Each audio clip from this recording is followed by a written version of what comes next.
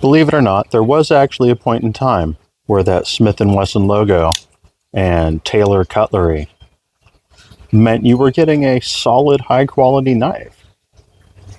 Back in the 80s and 90s, even up into the early 2000s, Taylor Cutlery built some very solid pieces. I kind of hate how much I love this thing. This came out of a bargain bin at a dealer table at the last show that I went to. John Gray is actually the one who pulled this out of the bargain bin and handed it to me to check out. And for $20, I absolutely could not pass this thing up. This is China's Finest 440, designed by Morgan A. Taylor, with the Smith & Wesson branding.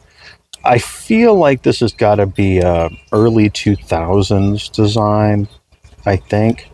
It really gives me MOD vibes with the silhouette, especially the handle shape, but then it looks kind of as if like MOD and Emerson had a little baby with the construction, the G10 liner lock. Pretty sure these are both stainless liners, unlike Emerson that has the titanium lock side liner. But yeah, I don't hate this thing. It is incredibly smooth, considering I'm pretty sure it's never been taken apart and cleaned and lubed. It's on nylon washers, like really thick nylon washers. But still buttery smooth. You got external blade stops there, so it's going to have a really robust lockup as far as, you know, prying and doing stupid stuff with it. Nice thin hollow grind on the edge, but it's a low grind that leaves the spine nice and thick for, again, doing stupid stuff.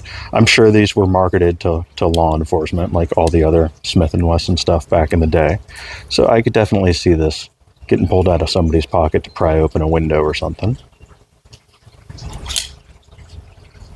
Yeah, like I said, I don't hate it. I Googled these. I apparently got a great deal on it for $20. They actually tend to go for 50 to 80, depending on condition and whatnot, and whether it has the box. It is tipped down, like a lot of the old school stuff, with a huge amount of real estate sticking out of your pocket, even when it's clipped. But that would make it easy to grab and extract from the pocket for tactical deployment. Yeah, they're definitely out there if you want to pick one up and you actually love this thing. Like I said, I don't hate it. I actually, it bothers me how much I like this thing.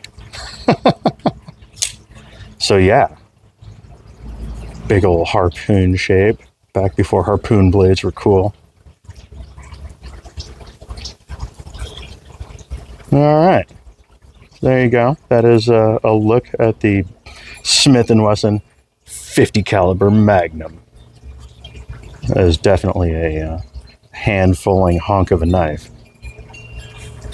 It's actually a very cool piece.